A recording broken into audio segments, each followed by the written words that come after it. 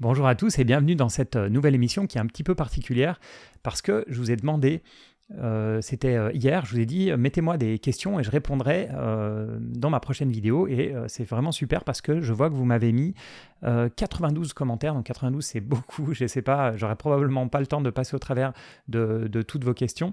Alors déjà, pour ceux qui me connaissent, vous savez qu'il y a des questions auxquelles je ne vais pas répondre. Ces questions, c'est tout simplement quand ce sont des demandes de conseils, notamment sur des titres en particulier, tout ce qui touche aux prévisions, que penses-tu de l'avenir du secteur des semi-conducteurs ? J'ai pas envie de rentrer dans ce genre de débat. Ou alors, pour des questions qui sont vraiment très compliquées à répondre, peut-être que je pourrais donner déjà une petite réponse rapide, mais si j'ai déjà fait des vidéos, je vous renverrai vers cette vidéo. Sinon, je pourrais éventuellement faire une vidéo sur le sujet. Mais je vais vraiment essayer de jouer le jeu et de répondre au maximum. Donc déjà, je remercie à tous ceux qui ont joué le jeu. C'est vraiment super sympa. Donc j'ai classé les questions par top comments dans YouTube, puisque c'est là où je vous ai fait la demande. Donc je vais voir, j'imagine que ça doit prendre en compte les likes, etc. Bon, je ne sais pas comment c'est fait, mais en tout cas ça fait un certain sens. C'est peut-être mieux que juste de les prendre par ordre d'arrivée. Alors Yuri qui me demande « Bonjour, pouvez-vous nous expliquer vos plus grosses erreurs dans votre parcours boursier et éventuellement vos plus grosses réussites également ?» Des erreurs, j'en ai fait tellement que voilà, c'est évident que je ne pourrais pas toutes les citer. Les plus grosses, en tout cas, moi, il y en a une, j'ai toujours eu un énorme regret, c'est sur Apple.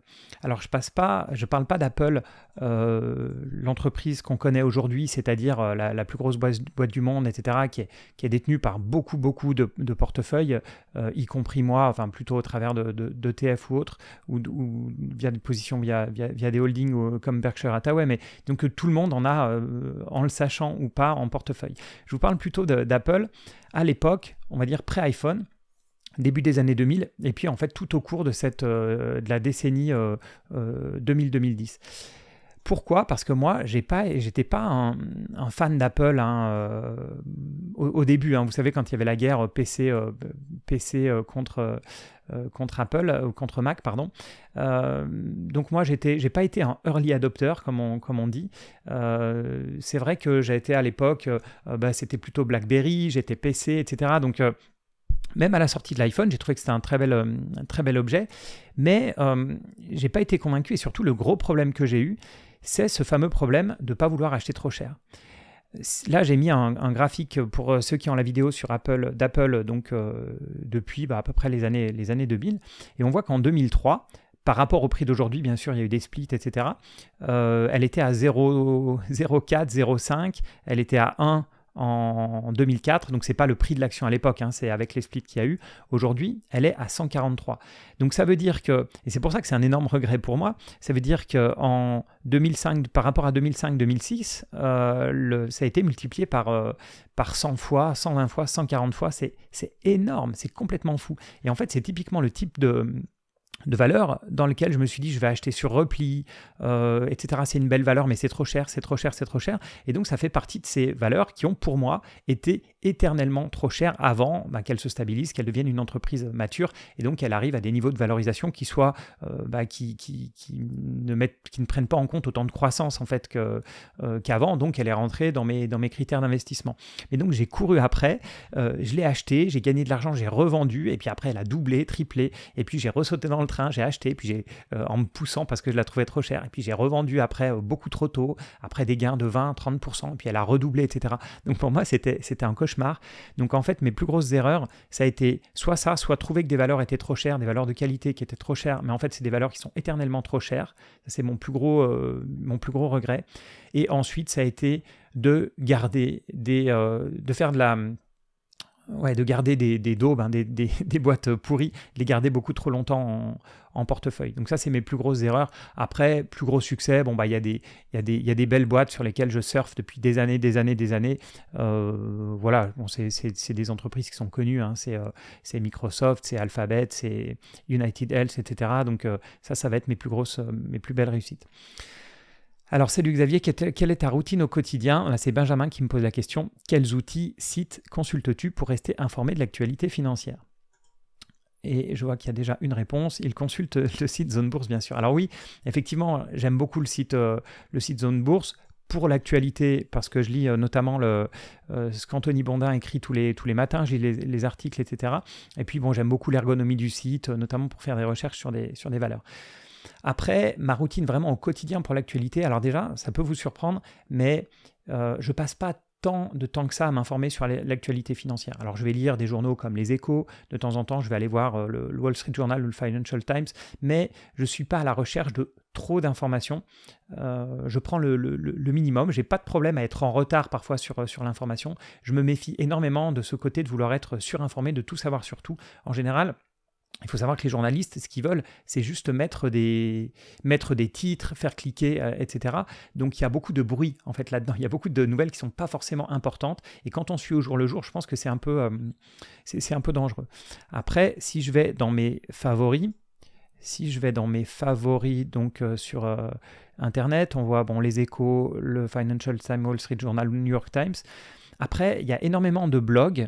Alors, soit il y a des blogs qui sont, alors là, ce n'est pas des nouveautés au jour le jour, mais comme Damodaran, Yardeni Research avec un Y, qui est incroyable en termes de données macroéconomiques. C'est bourré de graphiques, c'est mis à jour quotidiennement, ça c'est génial.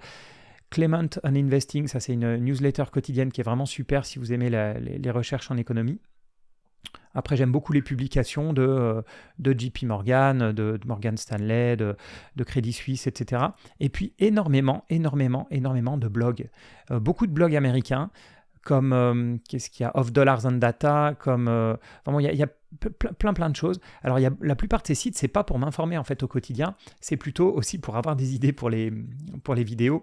Donc, voilà, l'actualité finalement, ma routine au quotidien, ça va être du Google Actualité pour aller piocher un peu partout, ça va être Zone Bourse, on l'a dit, et puis des outils très classiques comme lire le journal, lire les Échos, lire le Financial Times. Alors on passe à la suivante, Ilyes, qui dit, ma question, avez-vous l'impression qu'un investisseur particulier manque un aspect de l'investissement par rapport à un professionnel ? Je veux dire, y a-t-il quelque chose d'inaccessible pour un particulier qui vous semblerait particulièrement important ? Alors, à la question, y a-t-il quelque chose d'inaccessible pour un particulier ? Je dirais non. J'ai fait une vidéo là-dessus. Enfin, je dirais il y a des aspects qui sont inaccessibles pour un particulier, mais quand on rajoute qui vous semblerait particulièrement important, là la réponse est non. J'ai déjà fait une vidéo ou deux sur particulier contre professionnel. Et en fait, je vous expliquais que le gap entre les deux s'est énormément rétréci. En fait, pour moi, il y a deux situations. Sur du long terme, pour faire de l'analyse financière classique, je pense qu'aujourd'hui, un particulier, il n'a pas un gap énorme par rapport au professionnel. Le gap qu'il va avoir, par exemple, c'est qu'il ne va pas se déplacer pour rencontrer des entreprises, il ne va pas parler au directeur financier, il ne va pas avoir l'opportunité de rencontrer dans des discussions d'analystes le PDG, etc. Et ça, c'est vrai que ça peut parfois créer un petit manque d'information, mais qui est finalement assez faible. Si vous analysez des boîtes à long terme, je ne pense pas que vous ayez un énorme désavantage par rapport à un professionnel, à part que le professionnel va pouvoir passer tout son temps dessus. Après, il y a tous ceux qui font de l'analyse technique, du trading et ce genre de choses. Et là, il faut être clair, l'analyse technique faite par les particuliers par rapport aux algorithmes de trading faits par les professionnels, c'est l'âge de pierre contre la situation d'aujourd'hui, si vous voulez, pour énormément de raisons. Et c'est pour ça que je déconseille beaucoup le trading et beaucoup l'analyse technique. C'est pas en traçant des droites sur un graphique que vous allez pouvoir battre les meilleurs traders du monde. Ce serait quand même assez énorme.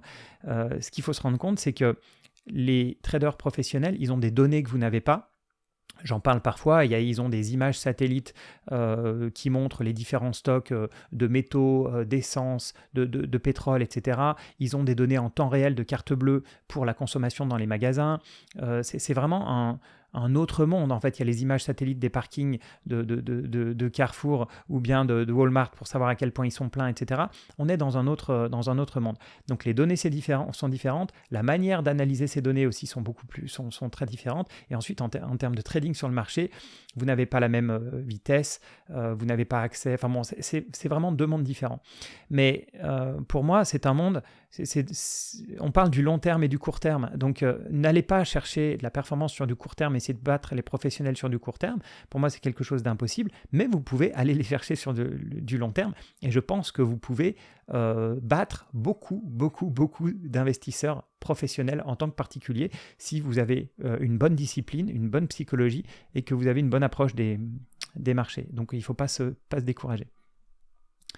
Cédric Philippe qui nous dit « Bonjour Xavier, merci pour les vidéos. » Merci Philippe, merci Cédric, pardon.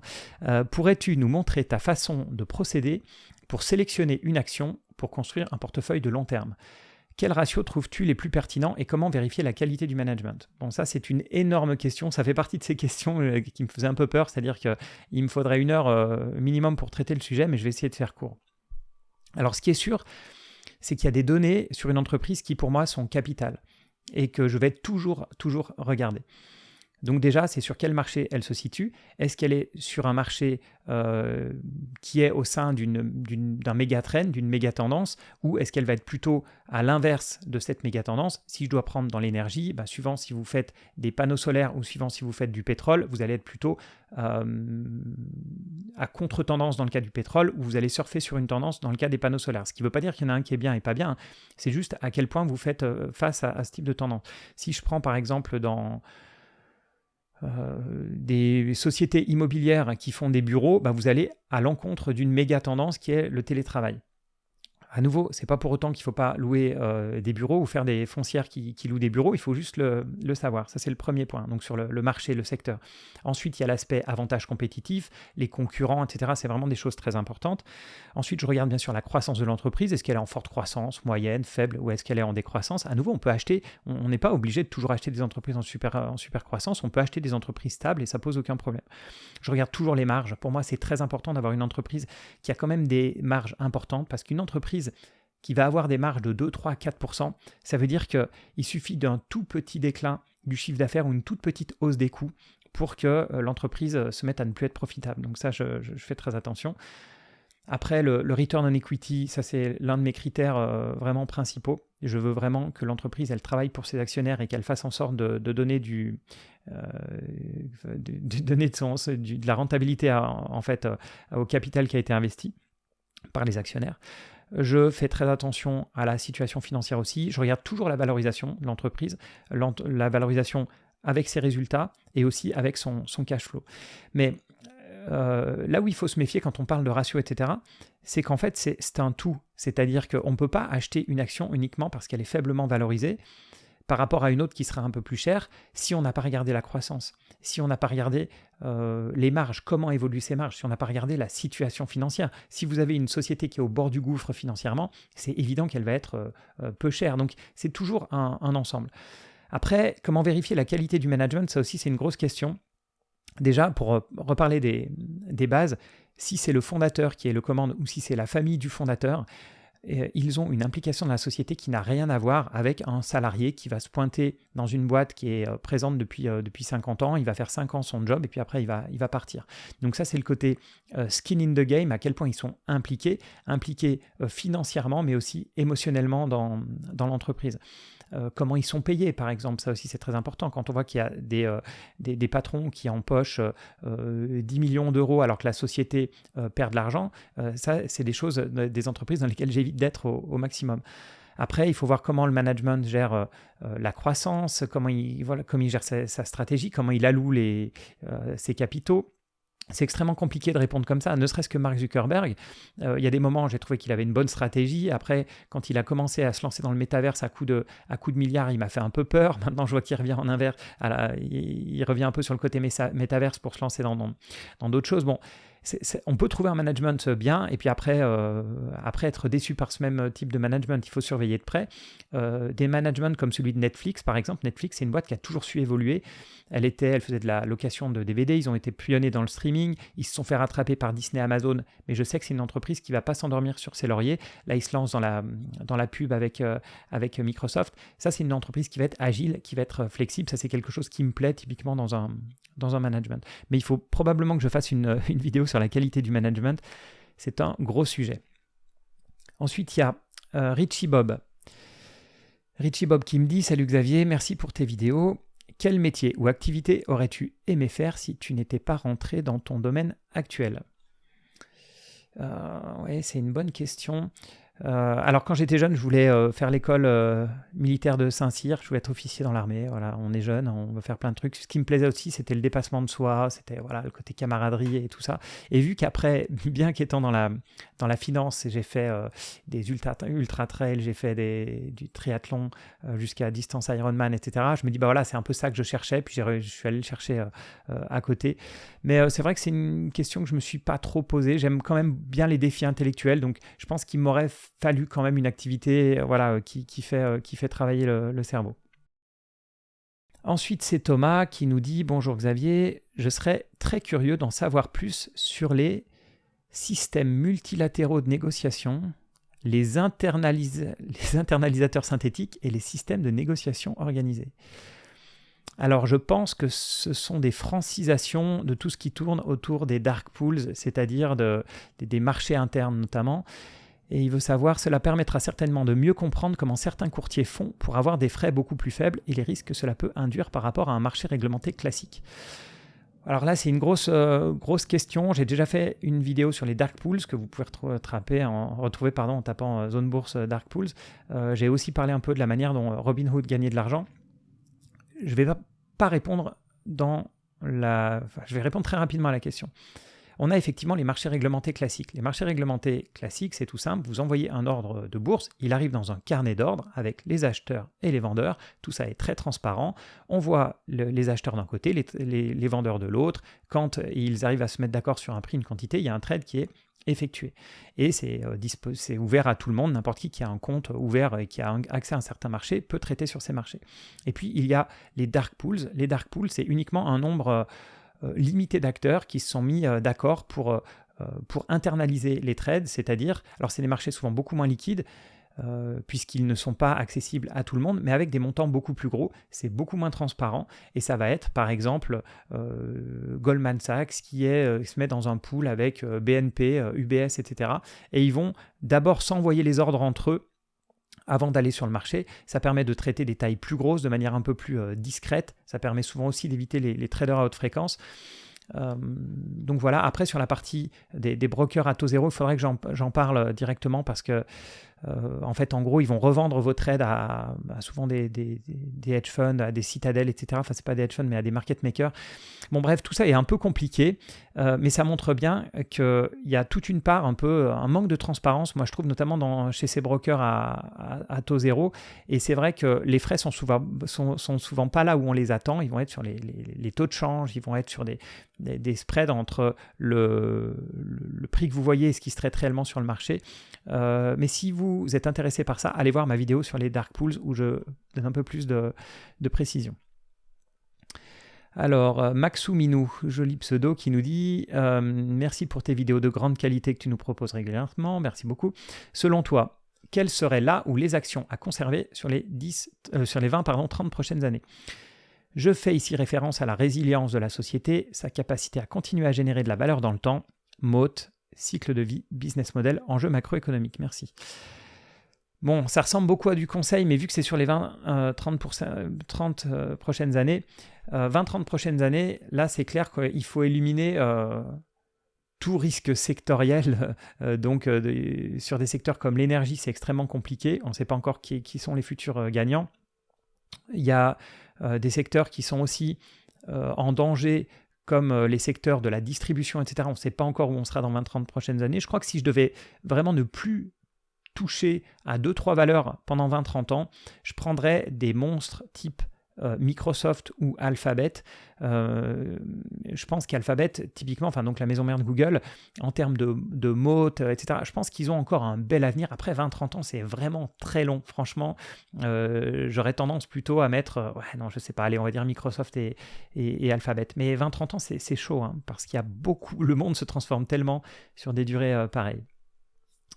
Alors, question suivante. Il y a Mix Smile qui me dit « Une question liée à ton podcast avec Victor, car tu as esquissé le sujet. » Donc ça, c'est le podcast que j'ai lancé en perso avec Victor Ferry, qui s'appelle Chercheur de valeur. Et il me dit « Tu as dit que ce qui te questionnait le plus en ce moment était l'avenir global des marchés, avec la baisse de la natalité, le changement climatique, etc. » Alors oui, c'est vrai que c'est des questions qui m'interpellent, parce que aujourd'hui, on dit est-ce qu'il va y avoir une croissance de temps ou de temps l'année prochaine, etc. Mais par exemple, la démographie, c'est vraiment quelque chose qui a tiré la croissance énormément au cours des 100 dernières années. Et pareil pour l'énergie pas chère, c'est aussi un des énormes drivers de la croissance sur ces 100 dernières années. Donc avant de chercher est-ce qu'il faut acheter du Danone ou du LVMH, effectivement, je me pose quand même des questions sur ces fameux méga trends, les grosses tendances. Et sur la démographie, là où il y a un truc qui m'épate, c'est qu'on a des spécialistes du sujet qui vont d'un côté nous donner des courbes qui montrent qu'on est, 4 milliards de plus dans quelques dizaines d'années. Et puis, donc ça va être principalement tout ce qui est Nations Unies. Enfin, la plupart, je pense, des démographes sont sur ces trends-là. Donc, on va avoir une démographie qui va continuer à exploser, qui va mettre à mal les ressources de la planète. Et puis, il y a certaines personnes, il y a eu une étude d'HSBC qui est sortie cet été sur le sujet, qui pensent qu'au contraire, la situation va être en déclin, qu'on va se japoniser, on va avoir des pays qui vont vieillir. Alors, le Japon, c'est déjà le cas. Des pays qui sont en manque de natalité, enfin, un manque ou pas, je ne sais pas, mais en tout cas, qui a une natalité qui est tellement faible que le pays va décliner démographiquement. L'Europe, on s'y dirige, mais après, il y a énormément de marchés émergents qui ont des démographies encore importantes et des taux de natalité très importants. Donc je le disais, HSBC pense qu'on peut avoir potentiellement un déclin démographique, et Elon Musk, par exemple, si vous écoutez ses interviews sur le sujet, c'est pour ça qu'il fait pas mal d'enfants, lui aussi est persuadé que le plus gros risque de la planète, aujourd'hui encore plus, c'est pas le risque de la planète, c'est le plus gros risque pour la civilisation humaine, c'est le déclin démographique. Et lui aussi est persuadé qu'on voit plutôt un déclin démographique. Donc oui, je me pose beaucoup de questions, énormément de questions là-dessus. Le changement climatique, bien sûr, pareil. En fait, le changement climatique, il est là, il est devant nous. Je me pose plutôt des questions sur la transition énergétique. Comment est-ce qu'on va y arriver? Et après, je n'avais pas vu la suite de la question. Ce serait sympa de savoir quels sont les scénarios que tu envisages et éventuellement comment tu les appréhendes. Alors, moi, je fais partie des gens qui envisagent tous les scénarios, qui vont la démographie baisse, ce qui fait qu'on a beaucoup moins de pression sur l'énergie, sur les ressources, etc. Mais on va avoir d'autres problématiques, parce que qui dit baisse démographique dit baisse de la consommation, baisse des PIB, etc., décroissance naturelle, on va dire. Et donc, en termes boursiers, ça veut dire qu'il ne faut pas se tromper de secteur et d'entreprise. Et le scénario à l'autre bout, c'est la pression démographique, fait qu'on continue à avoir énormément de pression sur les ressources au sens large, et notamment énergétiques. Et là, on est vraiment dans des scénarios, les scénarios qu'on entend le plus en ce moment, qui sont soit des scénarios de décroissance forcée, soit des scénarios un peu catastrophiques en termes climatiques. Donc moi, j'envisage un petit peu tout. Après, je vous rappelle que pour investir en bourse, il faut être optimiste. Si vous n'êtes pas optimiste, il ne faut pas investir en bourse. Si vous pensez réellement qu'on va arriver dans de la décroissance forte, décroissance forcée ou non, alors j'ai envie de dire limitez vos investissements en bourse, ou alors il faut être très très bon en stock picking. Il faut choisir les bonnes boîtes qui vont s'en sortir, sachant que s'il y a décroissance, il y aura mécaniquement baisse des cours boursiers. C'est mécanique, j'ai envie de dire. Il y aura moins de personnes qui vont aller acheter dans les magasins, qui vont aller acheter des services. Donc voilà, donc c'est pour ça que je dis que ce sont les questions ce sont les thèmes qui me questionnent le plus, parce que je n'ai pas la solution, et pourtant l'impact derrière est vraiment énorme. Ensuite, on va passer à Guillaume. Salut Xavier, merci pour tes vidéos formidables, j'adore lire ces commentaires. Comment se comportent les différents ETF obligataires quand les taux évoluent, et comment les choisir? Alors là aussi, en termes de vidéo, je vous conseillerais une vidéo que j'ai faite sur la duration. Alors c'est pas dans le titre, mais si vous tapez duration, normalement, duration zone bourse, vous allez trouver. Alors pour être très rapide, un ETF obligataire, c'est le même principe qu'un ETF en action, c'est-à-dire que vous achetez un fonds qui est coté quotidiennement et qui contient des obligations. Vous allez voir dans l'intitulé, normalement, une durée. Vous allez voir déjà dans quel type d'obligations il est investi, des obligations d'État d'un certain pays ou d'une zone géographique, ou bien des obligations d'entreprise, et très souvent il y a la maturité. Donc vous allez acheter par exemple des obligations d'État européennes de 1 à 3 ans, ou bien de 3 à 7 ans, ou bien de 7 à 10 ans, etc. Ensuite, comment se comportent les ETF obligataires quand les taux évoluent? C'est toujours le même principe sur les obligations, c'est-à-dire que les obligations vont monter quand les taux baissent et vont baisser quand les taux montent. En fait, c'est tout simple. C'est le taux de rendement, c'est toujours, il bouge toujours à l'inverse du prix de l'actif. C'est vrai en immobilier. Si l'immobilier monte, à loyer égal, vous allez avoir des taux de rendement qui sont plus faibles. Sur les obligations, c'est pareil. Si les taux montent, il va falloir que les prix des obligations baissent et s'ajustent pour avoir le prix des anciennes obligations qui matchent le prix des obligations qui vont être nouvellement lancées. Et pour ça, il y a un critère à connaître à connaître, c'est la duration. La duration, c'est tout simplement de combien va baisser ou monter mon obligation quand les taux vont monter ou baisser de 1%. La duration, c'est pas vraiment la maturité, mais c'est, on va dire, principalement le temps qu'il reste jusqu'à l'échéance des obligations. Donc voilà, plus une obligation va avoir une maturité courte, moins elle va bouger avec les taux, et plus vous allez prendre une maturité longue, si vous prenez du 15 ans, 20 ans, 30 ans, alors il va y avoir un énorme impact des hausses et des baisses de taux. C'est difficile ces questions parce que ça me fait répondre en très peu de temps, et c'est un peu frustrant, j'espère que je ne vais pas vous dire trop de bêtises. Alors, Edgar K. Salut Xavier, je vais passer les merci, mais je les lis à chaque fois. Alors, quels sont selon toi les secteurs qui survivront à la récession économique et ses conséquences sur les 10 ou 20 prochaines années? Et une autre question, quels sont les potentiels multibaggeurs que tu surveilles? Alors, on va commencer par la première. Bon, ça, c'est vraiment de la prospective. Moi, je n'essaye pas de prédire le futur, mais j'ai tendance à dire quels sont les secteurs qui survivront à la récession économique. La récession qu'on vit, c'est une récession qui est finalement qu'on vit ou qu'on va vivre, ou potentiellement, elle est finalement assez classique. Il y a de l'inflation, les banques centrales mettent un coup de frein pour tuer l'inflation, et puis voilà, ça met en hausse des matières premières, etc. Bon, il y a une série de facteurs qui mettent un coup de frein à l'activité économique. Et pour moi, les secteurs qui vont survivre, c'est tous. Là, je ne vois pas en quoi, autant en pleine crise Covid, on pouvait se dire, si la pandémie dure 20 ans, c'est sûr que le secteur de l'aérien, de l'hôtellerie, du tourisme, il va être très très mal. Là, sur une récession classique, pour moi, il n'y a pas je ne vois pas de secteur qui ne survivrait pas à cette crise. Ensuite, quels sont les potentiels multibaggeurs que tu surveilles? Alors, je rappelle, multibagger, c'est une société qui va être multiplié, en fait, qui va doubler, qui va quintupler, qui va faire x10, x100, etc. Alors, vous savez, moi, c'est pas ma tasse de thé, les multibaggers. J'essaye d'en trouver, je dis pas le contraire, mais c'est compliqué parce qu'il y a une incertitude qui est énorme. On va avoir sur 10 titres en portefeuille, peut-être, un qui va être un multibagger. Et les autres, il faut surtout, si on prend trop de risques en les choisissant, c'est-à-dire des entreprises qui ont une énorme croissance, par exemple, mais si ils n'arrivent pas, comme ils ont de gros besoins de financement, c'est tout ou rien, si vous voulez. Si on fait ça, il faut vraiment s'assurer que celui où les 2 sur 10 qui deviennent des multibaggers remboursent pour les autres, ce qui est pas toujours évident. Mais pourquoi est-ce que j'aime bien aussi les marchés actuels quand ça baisse comme ça d'une trentaine de %? C'est que là, moi je me dis, là il faut laisser tomber les multibaggers en ce moment. Ce qu'il faut chercher, c'est qu'il y a plein d'entreprises formidables qui sont déjà formidables, pas qu'ils seront dans les 10 ou 20 prochaines années.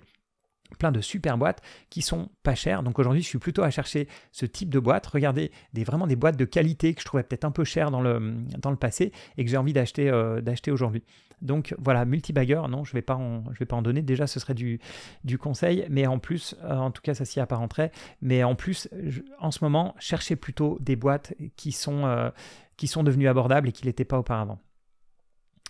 Ensuite, Philippe qui me dit « Bonjour Xavier, si tu pouvais nous énumérer quelques catalyseurs pour l'augmentation de l'or pouvez-vous nous énumérer quelques catalyseurs pour l'augmentation de l'or en ordre d'importance, peu importe la devise, ce serait apprécié. Alors bon, peu importe la devise, de toute façon l'or ça cote en dollars, donc voilà, il monte ou baisse pareil, quelles que soient les devises. Les catalyseurs, de toute façon on sait ce qui fait historiquement monter et baisser l'or. Ce qui fait monter et baisser l'or en premier, c'est la peur. C'est que l'or, c'est la réserve de valeur par excellence en cas de guerre. C'est ce qu'on peut prendre dans sa valise. On prend un petit lingot ou 2 ou 3 et puis on est assuré de survivre à l'autre bout du monde. Donc bien sûr, c'est la peur, le premier catalyseur. Ensuite, historiquement, il y avait l'inflation. Mais on voit que l'or, il ne joue pas son rôle sur l'inflation aujourd'hui. En fait, le plus gros, si vous devez regarder un indicateur pour l'or, ce sont les taux d'intérêt réel à 10 ans aux États-Unis. Et en fait, c'est inversement corrélé. En fait, la raison, elle est simple, c'est que quand les taux d'intérêt réels, c'est-à-dire corrigés de l'inflation, se mettent à être importants, si vous touchez par exemple 5% en plus de l'inflation, vous n'avez pas forcément envie de garder votre patrimoine en or qui ne rapporte absolument rien parce que ça vous coûte cet argent-là en plus de l'inflation, ça vous coûte. Donc peut-être que l'or va croître avec l'inflation, mais vous pouvez gagner plus que l'inflation ailleurs. Et plus ça diminue, plus le taux d'intérêt réel va diminuer, plus l'or va prendre de la valeur. Et si vous faites la recherche taux d'intérêt réel et or, vous allez voir que ça marche plutôt pas mal. Donc pour moi, j'ai envie de poser la question à Philippe. Philippe, qu'est-ce que tu penses des taux réels? Est-ce que tu penses que les taux vont rester durablement au-dessus de l'inflation ou en dessous de l'inflation, puisqu'on est plutôt à taux réel négatif aujourd'hui? Donc c'est vrai que taux d'intérêt réel plutôt négatif aujourd'hui, c'est plutôt positif pour l'or. Mais voilà, si je devais donner deux choses, ce serait les taux d'intérêt et puis la peur, qui pourraient être des catalyseurs pour l'or, donc en cas de guerre, etc. Alors, ensuite, on me demande que penses-tu de la décroissance envisagée par certains et quel pourrait être son impact probable? Alors, décroissance, j'en ai déjà dit deux mots. J'ai pas d'avis sur la décroissance. La décroissance, elle arrive ou elle n'arrive pas. Moi, c'est sûr que j'ai tendance à privilégier un monde où on arrive à décarboner la planète en ayant toujours de la croissance, une croissance qui sera bien sûr plus la même, qui sera probablement beaucoup plus une croissance dans les services que dans de la production. Voilà, si on continue à aller produire du pétrole, à lui faire traverser 4 fois la planète pour acheter un jouet en plastique dans vous savez, ces magasins bien connus en bordure de ville qui vendent n'importe quoi pour quelques centimes et qui vient de Chine. Si on continue sur cette économie-là et que c'est ça qu'on diminue, la croissance, elle doit venir d'ailleurs. Et je pense qu'on peut avoir de la croissance qui vient d'ailleurs. Par exemple, quand vous regardez de la croissance qui émet potentiellement peu de carbone, donc parce que j'imagine que la question sur la décroissance, elle est là. Donc décroissance ou croissance, je n'ai pas d'avis là-dessus. Je souhaite et je ferai mon maximum pour qu'on fasse une croissance durable. Mais effectivement, c'est pas gagné pour le moment. Quel pourrait être son impact probable? Comme je disais tout à l'heure, honnêtement, si on rentre dans de la décroissance, ça va être compliqué pour la majorité des entreprises de ce monde-là de continuer à gagner de l'argent et à croître de la même manière. Donc il y aura des entreprises qui vont sortir du lot et qui continueront à gagner de l'argent, et puis d'autres qui vont en gagner beaucoup moins. Donc en fait, si vous croyez à la décroissance, j'ai envie de dire, il faut peut-être pas investir dans des ETF et dans de la gestion passive et essayer de trouver des entreprises qui vont sortir du lot et qui, elles, vont continuer à croître dans cette décroissance globale. Ensuite, Amine qui demande « J'aimerais savoir ce que tu penses des marchés actuels et notamment du Nasdaq. Penses-tu que le Covid, la guerre en Ukraine, les prix de l'énergie vont mener les cours à diminuer davantage dans les mois à venir ?» Alors là, Amine, tu me demandes vraiment de prévoir le futur, ce que je ne sais pas faire, ou de donner... Voilà, donc non, désolé Amine, mais je ne vais pas répondre. Ensuite, Franck qui me demande... Quels sont les indicateurs permettant de juger la qualité du management d'une société? Bon, j'en ai dit deux mots tout à l'heure. Il faut qu'elle soit skin in the game, qu'elle ait de l'argent placé dedans. Et puis, bon, il y a énormément d'aspects. Il y a trop de choses. Il faut de la flexibilité, il faut de l'éthique, il faut... comme je disais, l'allocation du capital, c'est une question clé. Il faut qu'ils sachent si l'argent, il faut le rendre aux actionnaires sous forme de dividendes, s'il faut le réinvestir, s'il faut racheter des actions. Voilà, et je parlais d'adaptabilité parce que c'est très important. Et peut-être s'il y avait un critère, ce serait, et j'en parlais dans le côté skin in the game, c'est aligner ses intérêts, les intérêts de l'équipe de direction avec les intérêts de l'actionnaire. Et c'est souvent pas le cas. On voit beaucoup de PDG qui sont juste des purs salariés mais qui touchent des bonus énormes et qui sont là pour empocher le maximum avec une vue à court terme. Et pour moi aussi, une qualité du management, c'est de ne pas subir le diktat des marchés. On a des comptes qui sont publiés de manière trimestrielle aujourd'hui. C'est une horreur pour des dirigeants d'entreprise. Une entreprise, ça se gère sur plusieurs années. Et si vous écoutez les analystes ou les actionnaires qui vous demandent de réduire les coûts pour le prochain trimestre ou bien de faire ci ou de faire ça, etc., ça ne va pas du tout. Donc il faut prendre il faut vraiment qu'ils alignent sur les actionnaires à long terme et pas qu'ils écoutent Wall Street, j'ai envie de dire, ou bien les analystes qui ont une vision très court terme sur les prochains résultats trimestriels. Alors ensuite, Arthur qui me demande que penses-tu de la supposée surperformance sur les marchés des sociétés avec un track record ESG supérieur? Est-ce un effet de mode? Et par extension, quel est ton avis sur les ETF ESG? Je parle bien sûr des vrais ETF thématiques. Voilà. Donc la question, elle est effectivement sur l'aspect ESG. Donc ESG, je rappelle, c'est pour environnement, social, gouvernance. Donc il y a des entreprises, on se met de plus en plus à noter les entreprises sur ces différents critères-là. Alors la supposée surperformance. Le problème, en fait, pour moi, le premier problème des critères ESG, c'est les mesurer. C'est horrible pour moi. J'ai regardé vraiment plusieurs méthodes, plusieurs critères pour ça. Et chez Zone Bourse, il y a des critères qui sont publiés, mais c'est extrêmement compliqué. Parce que, donc c'est pour ça, sur le fait, est-ce qu'elles ont surperformé ou non, je pense que c'est très compliqué. Est-ce un effet de mode? Alors après, si on me demande mon avis, est-ce qu'il vaut mieux, toute chose égale par ailleurs, investir dans une société qui est meilleure en critères ESG? La réponse est oui. Pourquoi? Parce que pour moi, ça diminue énormément les risques. Une entreprise qui ne respecte pas l'environnement, ou bien une entreprise qui va mal traiter ses employés, enfin sur le côté social, donc disons par exemple ses employés, ses clients ou autres, ou bien au niveau gouvernance, une entreprise qui n'a pas une gouvernance qui permet d'être transparent, d'être intègre, etc. Dans les trois cas, on peut avoir de gros problèmes. Si vous investissez dans une boîte qui est incroyable, mais qui est en train de rejeter ses déchets au Bangladesh, etc., pour diminuer ses coûts, le problème qu'on peut avoir, c'est que le jour où ça sort, le jour où on a des boycotts de clients, etc., je pense que ça peut énormément se retourner contre cette entreprise.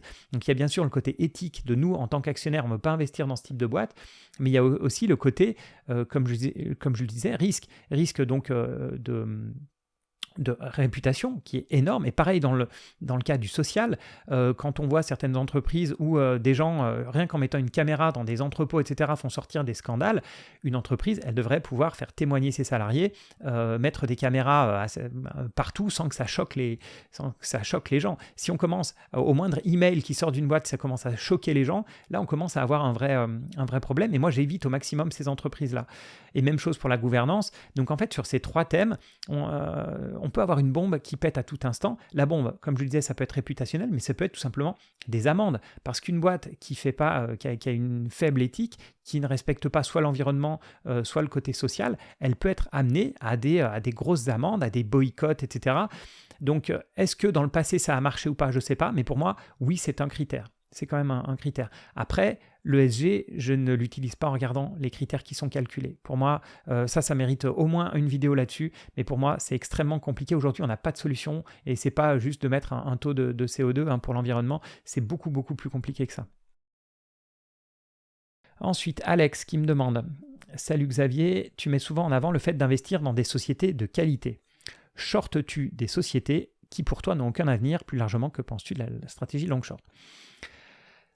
Shortes-tu des sociétés, c'est-à-dire vends-tu à découvert des sociétés? Non, je l'ai beaucoup fait en tant que professionnel, notamment parce que je gérais justement des stratégies long short. Que penses-tu de la stratégie long short? Vous voyez, c'est pas la stratégie, il y a des milliers de stratégies long short, c'est une bonne stratégie. Enfin, en soi, il n'y a pas de problème. Je laisserai ça aux professionnels pour plein de raisons. Mais oui, en soi, une stratégie long short est par définition moins risquée qu'une stratégie longue classique, donc moi je n'ai rien contre. Après, pour créer de l'alpha, donc pour créer de la surperformance, c'est compliqué. Donc c'est pas quelque chose que je recommanderais aux particuliers. Alors ensuite, Jack qui nous dit: on parle beaucoup des ETF aujourd'hui. Bon, ça ne fait pas qu'aujourd'hui on en parle, ça fait quand même un sacré moment. Selon toi, les fonds de gestion sont-ils encore pertinents pour investir simplement? Quels sont leurs avantages, sachant que les 3/4 environ ne battent pas le marché, ce qui est tout à fait vrai, c'est même souvent plus que ça, c'est 80-85%. Et enfin, y a-t-il un risque selon toi que l'épargne des particuliers soit trop concentrée dans les ETF? Alors 2 questions. Première question sur les ETF et les fonds de gestion. Sont-ils encore pertinents? J'ai envie de dire oui, parce qu'effectivement, il y a 80% des fonds qui font moins bien que les ETF, mais il y a quand même une partie des gérants, mais qui sortent très, très vite du lot. Je ne vais pas faire de pub ici, mais des gens qui sont bien connus et qui vont d'une manière régulière surperformer le marché. Et ce n'est pas parce que vous avez 80% des gérants qui sont mauvais, c'est même pas mauvais, mais disons qu'ils ne sont pas meilleurs que les autres, on va dire ça comme ça, c'est plus juste. C'est pas parce qu'il y a 80% des gérants qui ne sont pas meilleurs que les autres que vous ne pouvez pas essayer de trouver des gérants meilleurs que les autres et qui doivent bien sûr mériter leurs frais. Mais donc là, on est dans un autre problème, c'est qu'il faut trouver ces fameux gérants. Donc au lieu de trouver, si vous investissez dans des fonds, c'est a priori que vous ne voulez pas vous embêter à chercher des actions valeur par valeur. Donc ensuite, vous êtes dans un autre problème, c'est qu'il faut trouver les meilleurs fonds. Donc vous vous retrouvez non plus à sélectionner les meilleures actions, mais à sélectionner les meilleurs fonds. Et comme on le sait, c'est pas parce qu'un fonds a été très très bon pendant 5 ans qu'il sera encore très bon pendant les 5 prochaines années. Donc c'est pas quelque chose que je recommande, mais c'est pas pour autant que je vais taper tout le temps sur la gestion active. Il y a des très bons gérants et je pense qu'ils ont leur place, notamment sur des thèmes bien précis, des gérants thématiques. Et voilà. Donc j'ai rien contre la gestion active en soi. Je dis juste que statistiquement, il vaut mieux investir dans des ETF si vous ne savez pas dans quel fonds investir. Ensuite, il y a Fabiolo. Il y a 2 heures, donc il a eu chaud lui. Ouais, les autres c'était plutôt il y a 10 heures. Pour aller plus loin qu'une stratégie ETF, est-il possible de battre le marché, même 1%, à long terme, sans prendre de risque ? Alors j'allais dire oui jusqu'au dernier mot. Donc est-il possible de battre le marché, même 1% à long terme ? La réponse est oui, mais comme on l'a dit juste auparavant, la probabilité que vous battiez le marché à long terme, sur 10 ans, elle va être de 10%, voire autour de 10-15%. Donc, et je parle pour des gens qui sont très très bons. Donc, battre le marché à long terme, c'est possible, oui, mais c'est très peu probable. Sans prendre de risques, non. Parce que même faire la performance du marché, ça demande de prendre des risques. Donc, si vous voulez battre le marché, ça veut dire qu'il faut prendre des positions qui sont différentes de celles du marché. Donc, vous prenez du risque et vous prenez aussi le risque de ne pas le battre. Donc, de toute façon, le sans prendre bourse et le sans prendre de risque, c'est des mots qui ne vont pas ensemble.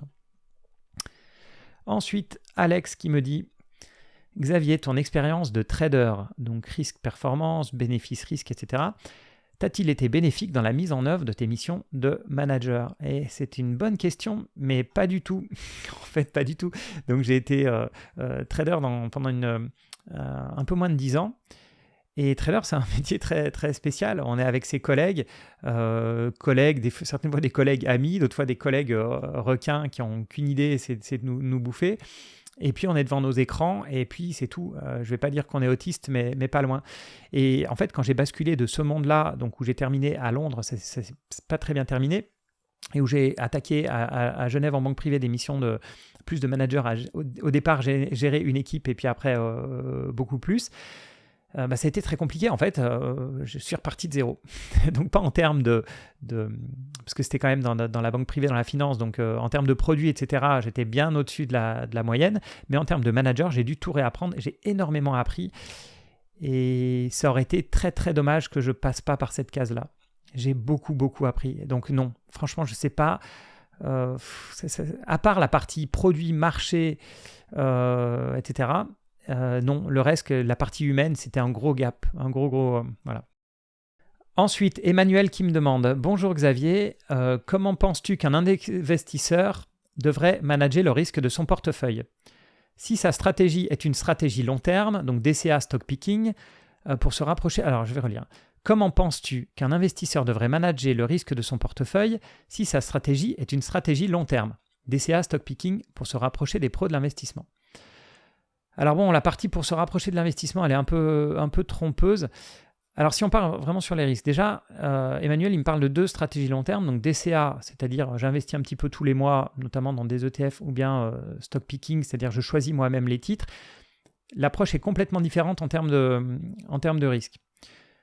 Déjà, le premier moyen de manager son risque, c'est dans quoi vous investissez. Parce que suivant si vous faites du DCA dans des ETF monde, par exemple, ou bien si vous faites du DCA sur du Bitcoin, déjà le risque, vous pouvez après appliquer n'importe quelle méthode de management du risque, déjà le risque va être extrêmement différent. Même chose en stock picking, si vous investissez dans des grosses capitalisations ou bien dans des biotech, vous pouvez mettre après toute stratégie pour mitiger le risque, le risque sera bien plus présent dans un portefeuille que dans l'autre. Donc partons sur le DCA. Le DCA, c'est une stratégie qui est par définition déjà qui a un risque qui est très maîtrisé. Quand vous investissez dans des ETF très larges, vous avez déjà une diversification naturelle. La diversification, c'est le premier point. pour diminuer son risque. Donc vous avez une diversification naturelle. Et ensuite, comme vous mettez de l'argent régulièrement tous les mois, vous avez aussi on va pas dire une diversification temporelle. Vous allez lisser vos points d'entrée dans le temps. Après, stock picking, c'est là où il faut faire plus attention au risque. Donc, je le disais, il faut être diversifié, mais attention, diversifié, c'est diversifié en termes de pays. Il faut être diversifié en termes de secteur. Il faut être diversifié en termes de style, c'est-à-dire il faut ne pas être trop concentré dans des valeurs de croissance ou bien des valeurs décotées, des valeurs value, etc., etc. Une fois que vous avez atteint cette diversification, il faut aussi s'assurer que vous avez des tailles qui vous permettent de maîtriser le risque. Parce que c'est bien d'être diversifié, mais si vous avez vos 3 premières positions qui représentent 40% de votre portefeuille, vous n'êtes pas si diversifié que ça. Moi, j'utilise 2 critères pour connaître la taille de ma position, c'est le risque et puis ma conviction. Et en général, donc mes plus grosses positions, ça va être des positions qui vont être globalement les moins risquées et celles dans lesquelles j'ai une plus grosse conviction. Et puis pour finir la question, il me dit pour se rapprocher des pros de l'investissement, les pros de l'investissement, ceux qui font du court terme, du trading, etc., ils ont d'autres méthodes de gestion des risques, notamment les stop-loss, etc.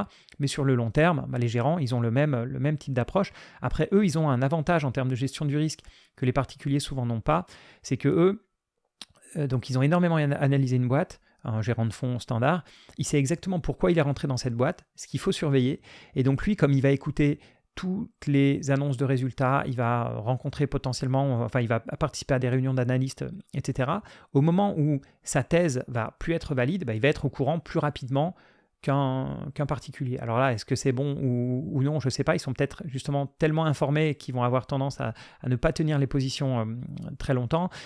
Mais bon, bref, si on oublie ce que font les pros, diversification, taille des positions, et puis bien sûr, globalement, les actifs dans lesquels vous investissez. Ensuite, Gilles demande « Bonjour Xavier, le bêta d'une action doit-il être aussi un critère de sélection dans l'investissement boursier long terme ?» J'aurais envie de répondre non, parce que moi, ma réponse est non. Alors le bêta, c'est en fait la volatilité d'un titre par rapport à son indice de référence. Donc on dit classiquement que si une action monte de 1,5 quand le marché monte de 1, elle a un bêta de 1,5, c'est un poil plus compliqué que ça. Et puis pareil à la baisse. Donc le bêta, on va dire que c'est effectivement c'est une notion de volatilité et de risque. Donc des boîtes comme Danone, Nestlé qui ont des ventes très stables ou des Coca-Cola, etc. qui ont des ventes très, très stables, elles vont bouger beaucoup moins que le marché. Et à l'inverse, des sociétés qui sont très cycliques, très influencées par l'économie en général, elles vont avoir un bêta supérieur à 1. 1 étant donc une volatilité égale au marché. Pour moi, non, ce n'est pas vraiment un critère de sélection. Si ça devait être un critère, ça pourrait être un critère plutôt de taille de position, mais je ne vais pas choisir spécifiquement des actions qui ont un bêta supérieur à 1 ou inférieur à 1. Et d'ailleurs, c'est très très lié au secteur. Donc moi, comme j'essaye d'avoir une diversification sectorielle, j'ai naturellement des actions et des secteurs qui vont bouger plus que le marché et inversement. Frédéric qui me demande « Pouvez-vous nous indiquer quelles actions du S&P 500 sont à surveiller pour effectuer de belles performances ?» Non, il faut les surveiller au maximum, et notamment grâce à des screeners, vous pouvez pas celles à surveiller, moi j'en surveille le maximum possible, et les screeners permettent déjà de faire un gros tri sur les ratios, mais non, je ne vais pas commencer à dire quelle société surveiller, désolé. Ensuite, je ne sais pas combien je vais en faire ensuite, mais j'ai déjà pas mal avancé. Romain qui dit « Alors bonjour, puis-je avoir ton avis sur les ETF REITs ?» Donc les REITs, c'est notamment des sociétés souvent américaines qui sont de mémoire Real Estate Investment Trust, donc c'est des foncières en fait, c'est des fonds investis dans des sociétés immobilières. La plupart du temps, donc si je prends, c'est quasi équivalent aux foncières, donc c'est de l'immobilier, mais qui est soit investi dans des commerces ou bien des bureaux, très souvent des commerces. Alors il me dit, par exemple, Amundi Index Solution, FTSE EPRA Nareit. Ok, ça c'est un indice qui est très connu, et je sais pourquoi il me pose la question. C'est parce que c'est le seul indice qu'on peut avoir dans son PEA et qui nous permet de nous exposer à l'immobilier dans le PEA. C'est pour ça que je connais de nom cet indice FTSE. Et effectivement, Lyxor ou Amundi, maintenant c'est la même boîte, mais en proposant. Donc ces sociétés foncières, alors il me dit en comparaison avec les SCPI et l'immobilier physique. Donc les sociétés foncières, j'ai déjà fait pas mal de vidéos sur le sujet, enfin 3 vidéos coup sur coup il me semble, pendant le Covid. Donc comme je disais, c'est de l'immobilier, mais c'est pas que de l'immobilier, parce qu'il y a de l'immobilier commercial, il y a des bureaux et puis un tout petit peu de résidentiel. Et notamment l'immobilier commercial, c'est quoi? C'est qu'en fait vous allez acheter typiquement du Unibail, du Gecina, enfin ce type de boîte en Europe ou bien les REITs aux États-Unis. Elles vont donner de gros dividendes, mais c'est normal parce qu'en fait elles versent la grosse majorité des loyers perçus en dividendes. Mais c'est de l'immobilier commercial. Donc l'immobilier commercial, qu'est-ce que c'est? Ça va être dans un grand centre commercial. Vous avez notamment plein de franchises, de vêtements, de marques de lunettes, d'un point presse, etc. Et donc, c'est ce type de mur que vous possédez au travers des foncières, ou bien des bureaux. Et donc, ce qu'il faut savoir, c'est que c'est beaucoup plus cyclique, autant les bureaux et encore plus le commerce, que l'immobilier résidentiel tel qu'on le connaît. Donc nous, quand on pense immobilier, on pense à un immeuble avec 20 locataires qui payent tranquillement leur loyer tous les mois. Les foncières, et beaucoup de SCPI aussi d'ailleurs, c'est pas le cas. On est beaucoup plus dans du cyclique, et aussi une des raisons, c'est qu'en fait, il y a un loyer qui est payé et qui est souvent aussi en lien avec un pourcentage du chiffre d'affaires. Je ne suis pas un spécialiste du sujet, mais ce qui veut dire qu'il y a quand même, et puis même on voit très bien pendant le Covid, les gens dans le résidentiel ont continué à payer leur loyer, et quand un commerce est vide, ça pose de gros problèmes. Et donc, autant dans l'immobilier commercial que dans l'immobilier de bureau, on est quand même, je parlais au début des méga tendances, on est quand même à contre-tendance. Dans le commercial, on est à l'inverse de la tendance du e-commerce. Donc oui, les gens continuent à aller acheter des vêtements dans des boutiques ou leur téléphone ou peu importe, des boutiques d'électronique ou des boutiques de livres, je ne dis pas le contraire. Mais on sait qu'on est contre cette tendance du e-commerce, on est en train de jouer contre Amazon, Cdiscount, etc. Et pareil pour les bureaux, on est à contre-tendance du télétravail. Donc moi, j'ai rien contre les foncières, elles sont très décotées en ce moment, mais pour de souvent bonnes raisons que j'ai citées. Après, entre foncières et SCPI, il y a des frais importants, notamment à l'entrée. Mais les SCPI, enfin les foncières, historiquement, elles sont beaucoup plus corrélées au marché action que l'immobilier traditionnel. Et ça, il faut le savoir, c'est qu'on a tendance à penser que l'immobilier est très très stable. Attention, les foncières, les foncières, elles ont parfois un endettement, etc., qui peuvent faire qu'elles peuvent être à risque. Donc les CPI, j'aurais tendance à les voir comme plus stables. Et puis mais c'est deux choses complètement différentes. Il y en a une qui ont l'avantage de la liquidité, qui ont moins de frais, donc ça va être les foncières. Et puis les SCPI, c'est autre chose. L'immobilier physique, bien sûr, le problème de l'immobilier physique, ce qui est super, c'est que vous pouvez acheter dans du résidentiel facilement, mais le prix d'entrée, en fait, pour un seul bien, c'est vraiment...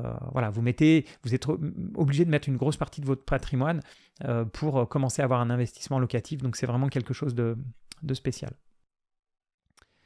Bon, on en fait encore quelques-uns. Alors, quelle est la répartition optimale et marge d'erreur d'ETF éligibles exclusivement au PEA pour suivre l'indice MSCI ACWI ou bien MSCI WI IMI? Alors, la marge d'erreur, je vais enlever la marge d'erreur, ce qu'on appelle le tracking error, c'est à quel point un ETF suit son indice de référence. Dans l'ensemble, cette marge d'erreur est extrêmement faible. C'est vraiment c'est une épaisseur vraiment minime. La répartition optimale, à partir du moment où on parle ici d'indice monde, j'en parle un petit peu, je détaillerai un petit peu ces indices, mais à partir du moment où on parle d'indice monde, en général, quand on investit un indice dans un indice monde, c'est pour en avoir qu'un, et puis potentiellement quelques paris plus sectoriels, etc. à côté, ou des indices ou des actions en direct. Mais la répartition, ça peut aller de 100% à 0%, mais s'il y a bien un actif dans lequel vous pouvez mettre 100% de votre portefeuille boursier, c'est bien un ETF monde. Donc maintenant sur les acronymes, le ACWI, alors je crois que ça doit être All Countries World Index, et l'autre, le IMI, je ne sais plus trop ce que c'est, mais en gros, MSCI au départ a lancé l'indice monde. L'indice monde, en fait, il porte très mal son nom parce qu'il est surtout sur les pays développés. Et beaucoup de personnes se plaignaient du fait qu'il y ait, que ce soit un peu trop pays développés et qu'il manque les pays émergents. Donc quand on prend un indice monde, souvent on prend un petit indice émergent à côté pour mettre par exemple 10% de son portefeuille. Le All Countries, lui, il va inclure donc des pays développés et des pays émergents. Donc déjà, ça élargit, mais il faut bien se rendre compte que de toute manière, le MSCI Monde, il représente une énorme partie du MSCI All Countries. Donc ça va être, la différence de performance va vraiment être à la marge. Ensuite, le IMI, je crois que c'est le Investible, mais je sais plus. Mais en fait, je sais que ça part en termes de capitalisation, on va aussi chercher des mid-cap et des small-caps, donc des entreprises plus petites. Pourquoi pas? Mais à nouveau, ce sont des indices qui vont être en grande partie investis aux États-Unis, et puis ensuite en Europe, et puis ensuite dans les gros marchés développés, un peu en marché émergent, et tout ça dans les grosses capitalisations. Donc il y aura à la marge, la différence elle est vraiment à la marge, si vous mettez les trois sur un graphique. Donc honnêtement, je ne suis pas sûr que plus on veut diversifier, plus on veut être à la fois sur les marchés émergents et puis sur les petites boîtes, plus parfois on peut penser que le plus grand est le mieux, mais il faut aussi prendre en compte les frais parce que les indices MSCI Monde ont tendance, comme ils sont énormément investis, il y a beaucoup d'actifs, ils vont avoir tendance à être moins cher, et parfois en allant sur des indices un petit peu exotiques mais qui ont très peu d'actifs sous gestion, vous allez peut-être gagner en termes de diversification, voire même de performance, mais sur les frais, il faut suivre ça de près. Et Gilles me dit, quel est l'indice pertinent à suivre pour un portefeuille d'entreprise éligible exclusivement au PEA-PME? Et il me donne l'exemple du MSCI France Small Caps. Pourquoi pas, ça j'ai pas de... Après, effectivement, il faut investir en Europe, dans le PEA, en Europe, et pour le PEA-PME, dans des petites entreprises. Donc après, à vous de regarder, est-ce que vous voulez être exposé à l'Europe ou uniquement à la France, etc. Honnêtement, j'ai pas d'avis sur le sujet. Ensuite, Noisette qui me dit « Bonjour Xavier, est-ce que vous achèteriez une action avec un PER très élevé, par exemple supérieur à 30 ?» C'est une excellente question. J'adore. J'ai bien fait de ne pas m'arrêter. Je vais bientôt m'arrêter, mais j'ai bien fait de ne pas m'arrêter là. Est-ce que certaines situations justifient un coût aussi haut ou est-ce qu'on est juste sur de la spéculation? Il y a une réponse. Parfait. Alors, on me dit, si les résultats sont revus à la baisse fortement pendant l'année, le PER grimpera, ce qui est vrai, mais ce n'est pas forcément signe que l'action est surcotée, si ce n'est que temporaire. Ok. Alors, disons que dans mon processus d'investissement, un PER supérieur à 30, donc le PER, c'est le ratio cours sur bénéfice, ça me pose vraiment problème d'acheter. Et d'ailleurs, c'est bien choisi pour la question. 30, c'est vraiment en dessous, c'est pas forcément gênant pour moi, tant que c'est justifié. Au-dessus de 30, il faut vraiment que l'entreprise soit une boîte de dingue. Mais, il y a un gros mais. Alors effectivement, il y a des boîtes, par exemple, comme Nvidia, qui je pense sont que je trouve être des super boîtes, mais qui vont avoir un PER qui vont être trop cher pour moi. Mais c'est presque par principe en fait, parce que si la croissance le justifie, on peut très bien payer plus cher que 30 pour un PER. Et on revient sur cette notion de un ratio tout seul ne veut rien dire. Je vais prendre un exemple tout bête, qui est Coca-Cola. Et il y a des boîtes comme Coca-Cola, de mémoire il y a Johnson & Johnson, ou même des Home Depot, etc., qui ont des PER. Donc Coca-Cola, vous connaissez tous, Johnson & Johnson, ils vont vendre des pansements, quelques médicaments, etc. Ou bien, qu'est-ce que j'ai dit, Home Depot, donc ça va être du bricolage, l'équivalent Leroy Merlin américain. Donc ces boîtes-là, on se doute bien qu'elles ne vont pas avoir une croissance de 30% par an pendant 10 ans. Donc, et pourtant, si je prends l'exemple de Coca-Cola, de mémoire, le PER est assez élevé. Je pense que c'est entre 25 et 30.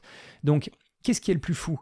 D'acheter Coca-Cola, et je dis ça, j'ai rien contre Coca-Cola, mais acheter Coca-Cola avec un PER entre 25 et 30, sachant qu'on sait très bien que les gens ne vont pas se mettre à boire le double de Coca-Cola l'année prochaine, ou bien payer beaucoup plus cher une boîte comme Nvidia ou peu importe Adobe, ou voilà, ce type de société. La réponse, elle n'est pas évidente. Donc oui, pour répondre à ta question directement, oui, il y a certaines situations qui justifient un coût aussi haut. Mais évidemment, c'est la croissance en fait qui fait tout. Donc nous, on n'est pas juste sur de la spéculation. Et d'ailleurs, quand on parle de multi-baggers précédemment, etc., si on veut faire fois je ne sais pas combien, ça veut dire qu'il faut une société qui soit en forte croissance, très très forte croissance, en hyper croissance, et vous n'allez pas acheter une société qui est de super qualité et qui a une bonne croissance à moins de 20 par exemple. Ou alors c'est vraiment qu'elle a d'autres problèmes et qu'elle est sûrement dans une tornade ou je ne sais quoi, ou que son management n'est pas apprécié. Mais oui, on peut justifier des PER élevés. Après, le risque sera élevé aussi, hein, bien sûr, parce que si la croissance n'est pas là, la valorisation va en prendre un coup. Ensuite, Boshaib, bonjour Xavier. Comment les stratèges du monde de la finance, c'est joli ça, savent à l'avance qu'une action va monter? Ils ne savent pas, justement. Ils sont comme toi et moi. Est-ce que c'est dû uniquement à une analyse graphique ou est-ce autre chose? Je le redis, ils ne savent pas qu'une action va monter. Ils font des paris qui sont potentiellement gagnants ou perdants, mais statistiquement, je le répète, il y a 80% des gérants de fonds qui ne battent pas le marché. Aussi, quelle est la meilleure façon de gagner en trading? Une vision court terme, moyen terme ou long terme ou les trois à la fois? Écoute, je ne vais pas répondre à la question, je déconseille le trading, je pense que c'est réservé aux professionnels, que c'est extrêmement compliqué. Que la plupart des... je raisonne beaucoup en statistiques, hein, quasiment tous les particuliers perdent en faisant du trading. Voilà, donc non, il n'y a pas de stratèges du monde de la finance qui ont une boule de cristal. Ensuite, là, je pense que ça va être ma dernière question, il faudra que je note où je m'arrête. Bonjour Xavier, pour un DCA en ETF, est-il intéressant de diversifier en prenant par exemple un ETF World, un S&P 500, un Eurostock 50, un Emerging Market Asia, ou plutôt prendre un ETF World et un ETF Emerging Market Asia? Alors effectivement, Richard est bien au courant, comme je le disais, que dans un ETF Monde, il n'y a pas de marché émergent. Donc, pour moi, pour du DCA en ETF, il y a deux choix. Soit vous prenez un seul ETF pour vous simplifier la vie. Donc vous prenez en général un ETF Monde, et effectivement, comme dit Richard, on peut le coupler à un marché émergent, soit marché émergent tout court, c'est-à-dire que vous allez inclure du Brésil, de l'Inde, etc., soit un marché émergent Asie, donc qui aura principalement de la Chine, du Vietnam, de la Thaïlande, etc. Donc soit ETF Monde, on va simplifier, soit ETF Monde, soit c'est vous-même qui faites le découpage par zone géographique. Le gros avantage de l'ETF Monde, c'est que vous simplifiez la vie. Voilà, vous n'avez qu'une ligne en portefeuille, ça c'est le plus simple. Et il y a un autre aspect qui est pas négligeable, c'est que si vous mettez par exemple, 100 € tous les mois, c'est beaucoup plus simple d'investir 100 € tous les mois dans un seul ETF que dans par exemple 4 ETF. Parce qu'à chaque fois, voilà, vous allez avoir des frais qui vont être plus élevés. Bref, c'est pas pratique, on va dire. Après, l'aspect que je privilégie moi, notamment si vous mettez un montant un peu plus significatif tous les mois, ce serait de faire vous-même votre découpage géographique avec, effectivement, comme le dit Richard, un S&P 500 par exemple pour les États-Unis. Après, l'Eurostock 50, je ne suis pas fan parce que la zone euro vaut bien mieux que l'Eurostock 50, donc je privilégierais des peut-être stock 600, voilà, quelque chose de plus large. Et puis après, lui parle d'un marché émergent Asie. Oui, comme je disais, marché émergent Asie ou plus large que ça pour inclure l'Amérique du Sud, l'Afrique, l'Inde, etc.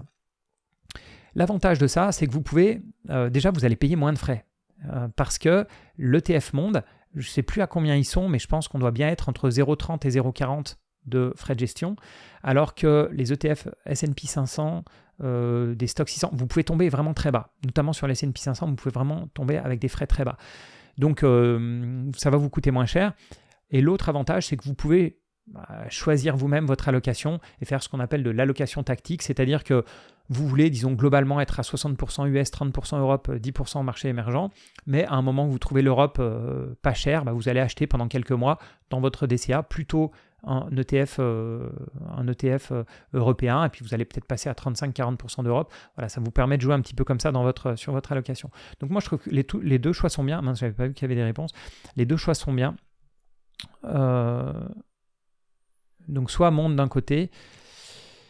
Alors le S&P 500 est déjà bien présent dans le World. Oui, clairement, comme je disais tout à l'heure, un ETF monde va avoir beaucoup d'États-Unis. Et notamment, ce qui est vraiment dommage, c'est que je vois beaucoup de gens qui font monde plus S&P 500 plus Nasdaq, par exemple. Mais dans le Nasdaq, vous allez avoir les grosses capis technologiques qui sont aussi présentes dans le S&P 500 et qui sont aussi présentes dans le World. Donc déjà qu'elles sont très pondérées parce que ce sont des pondérations, pondérations par capitalisation boursière, ça va être, là, vous mettez encore plus dans les plus grosses. Donc là, très juste, le S&P 500 est bien présent dans le World. Richie Bob dit, j'irai diversifier les ETF pour avoir affaire à des entités différentes. Ah oui, là, il parle des émetteurs, je pense, puisque, bon, pourquoi pas. Et là, il parle du voilà, All Countries. Et voilà, c'est ça, donc c'est bien All Country World Index, FADA de Marseille. Et donc, effectivement, pour éviter d'avoir à acheter le monde plus un marché émergent, regardez le All Country. Mais à nouveau, je pense qu'il faut surveiller les frais parce que je ne sais pas ce qui est la meilleure affaire. Voilà. Alors, je regarde les autres. Vente d'options, ouais, il y a des sujets qui sont chauds à traiter. Hein. Mais écoutez, je pense que je vais m'arrêter là. En tout cas, c'est super, il y a des super questions, donc certaines auxquelles je peux répondre comme ça, puis d'autres qui demandent un peu plus d'approfondissement, puis d'autres auxquelles je ne peux pas répondre, je ne sais pas. Donc voilà, merci encore, c'est super. Moi, ce qui m'intéresse vraiment beaucoup, c'est de savoir, est-ce que ce type de format, vu que c'est la première fois que je vous plais, est-ce que c'est intéressant ? Est-ce que voilà, vous apprenez des choses? Et puis au moins, l'avantage, c'est que s'il y a un thème qui ne vous plaît pas, a priori, il dure 1 minute, et puis après, on peut vous passer à autre chose. Au pire, vous accélérez, et puis voilà. En tout cas, moi, ça me plaît beaucoup. Et en plus, il y a un truc qui est super, je ne vais pas vous le cacher, c'est que ça me demande 0 préparation. Donc après, c'est pour ça aussi que je peux faire des vidéos plus longues. Je ne sais pas combien de temps j'ai fait ici. Mais moi, ça me plaît bien. Donc, si ça vous intéresse, je vais peut-être déjà peut-être finir pour la prochaine vidéo la liste. Là, il faut que je me suis arrêté aux investissements locatifs. Et puis comme ça, vous pourrez en remettre d'autres. Et moi, ça me plaît beaucoup. Donc dites-moi si ça vous plaît aussi, c'est parfait, je ferai ça, je pense, régulièrement. En tout cas, merci beaucoup à vous pour votre fidélité. Merci beaucoup aussi quand vous êtes actifs comme ça sur les commentaires. Désolé pour ceux qui écoutent en podcast. Alors là, vous n'avez rien raté à l'écran vu que je passe que les commentaires, mais je ne vous ai pas posé la question. Donc si vous voulez poser des questions, peut-être pour ceux qui m'écoutent en podcast, le plus simple, comme c'est plus dur de discuter avec ceux qui m'écoutent uniquement à l'audio, allez sur YouTube et mettez dans les commentaires du post que j'ai mis, là, mettez, ou même de cette vidéo-là, mettez-moi des questions, j'essaierai d'y répondre au maximum. Voilà, merci encore pour d'avoir été aussi actif dans la communauté, ça c'est vraiment super cool. Et puis à bientôt pour une prochaine vidéo.